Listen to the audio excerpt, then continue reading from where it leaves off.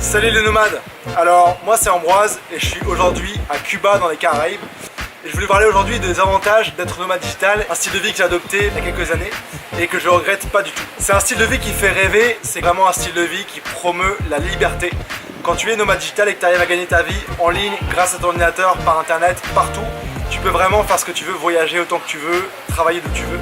Et donc dans cette vidéo je te parle des différents avantages, pourquoi devenir nomade digital. C'est parti.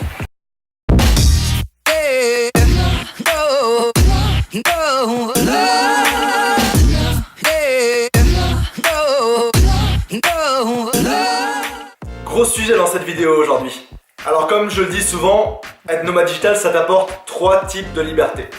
La liberté d'abord financière, réussir à générer un revenu sans avoir un emploi classique, être ton propre boss, que tu aies créé ton business en ligne ou que tu sois freelancer ou consultant.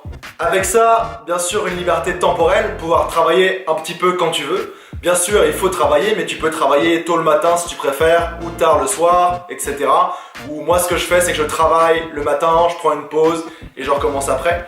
Et donc, sortir un peu de ce cadre très rigide du 9 à 5 qu'on a en entreprise et où ça peut être très mal vu de travailler à des heures un peu différentes. Ensuite, bien sûr, comme le mot nomade l'implique, une liberté géographique. Donc ça veut dire pouvoir travailler d'où tu veux dans le monde, à la condition bien sûr que tu aies une connexion internet qui soit suffisante pour faire tes activités en ligne. Et donc le but derrière sa liberté, parce que la liberté toute seule ça sert à rien, et donc le but de tout ça, le gros avantage c'est de pouvoir faire plus ou moins ce que tu veux quand tu veux, que ce soit dans ton business ou dans ta vie perso.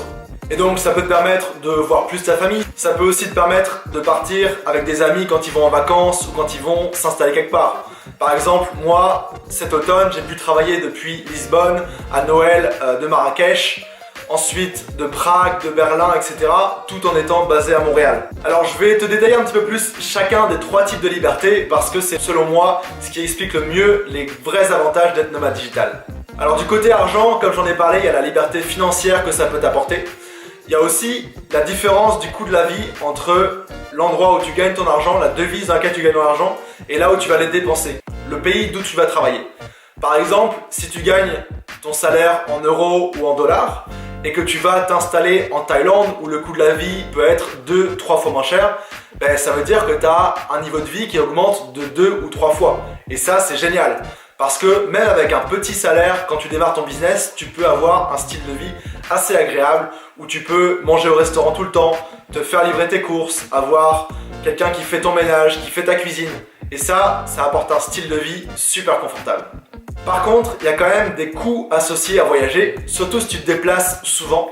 Par exemple, les billets d'avion, les activités, les voyages, etc. que tu ferais pas si tu restes à la maison.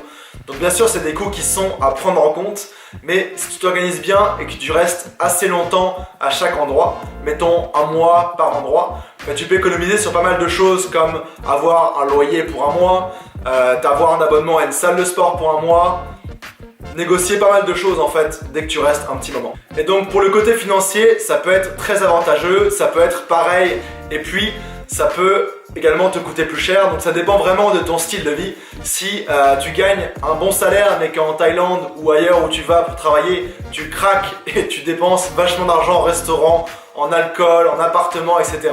ben c'est sûr que tu vas dépenser plus, mais le but c'est vraiment d'arriver à avoir un meilleur style de vie pour le même montant d'argent. Alors ensuite, liberté temporelle, ça c'est vraiment quelque chose de très cool aussi qui va pouvoir te permettre de moduler ton style de vie par rapport à ce que tu veux vraiment faire. Donc comme je te disais, si tu arrives à être nomade digital et ne pas être employé et que tu n'as plus besoin de rester sur le créneau du 9 à 5, du 8 à 5, de 10 à 6, peu importe comment c'est dans ton emploi ou comment ça l'a été, là tu peux travailler comme tu veux, tu peux te lever le matin, travailler sur quelque chose, aller faire des courses, aller te promener, retravailler un coup, aller à la salle de sport, retravailler ou tout autre modèle que tu veux faire. Bien sûr, comme je disais un peu avant, le but c'est pas de ne pas travailler. Le but c'est vraiment de réussir à travailler sur ton business, à le faire grossir, que tu sois consultant, entrepreneur, coach, etc. Mais selon un modèle qui te convient, qui convient à ton rythme de sommeil, à ton rythme de vie et ce que tu veux vraiment. Et puis ensuite, bien sûr, quand on voyage, il y a des moments où on est dans l'avion, il y a des moments où on prend le bus, des moments où des choses qui se passent à l'endroit où on est, qu'on veut faire. et donc on peut s'adapter.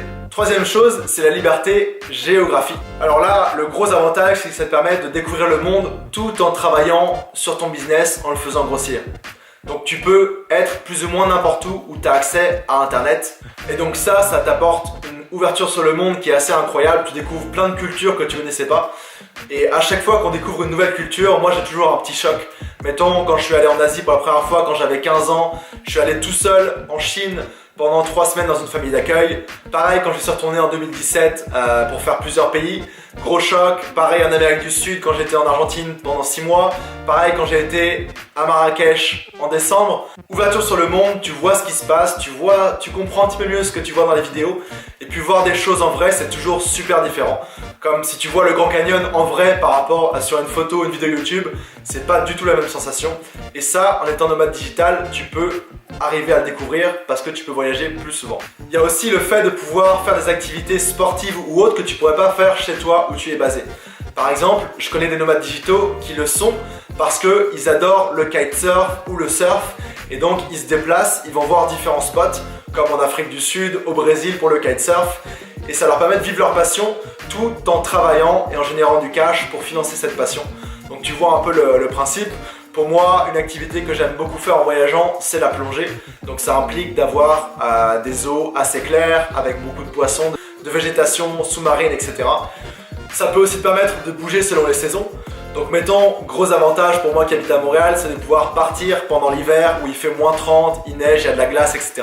Donc pouvoir aller dans les endroits plus chauds, dans l'hémisphère sud. Et puis même l'hémisphère sud, des fois il y a des moments où tu as la saison des pluies comme en Asie du Sud-Est, etc. Donc tu veux bouger selon ce que tu veux, mais aussi ce que les endroits t'imposent. Et un autre point positif aussi, c'est de pouvoir apprendre de nouvelles langues et les pratiquer. Par exemple, grâce au fait que je suis nomade digital, j'ai pu apprendre ou perfectionner mon allemand, mon anglais, mon espagnol, et apprendre des petits mots de différentes langues comme du thaïlandais, vietnamien, arabe.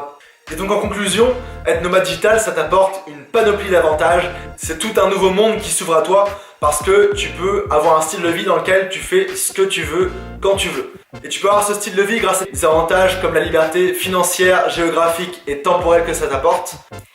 Pour moi, c'est un style de vie que tout le monde devrait essayer, même si c'est pendant quelques semaines de vacances que tu as pour aller essayer. Je sais pas, monter ton site web, créer un blog, créer une chaîne YouTube. Pendant, mettons, 2 semaines, aller essayer d'aller quelque part travailler à distance, vraiment travailler, pour voir si ça te convient, si la solitude te convient, si tu vas tout seul, etc.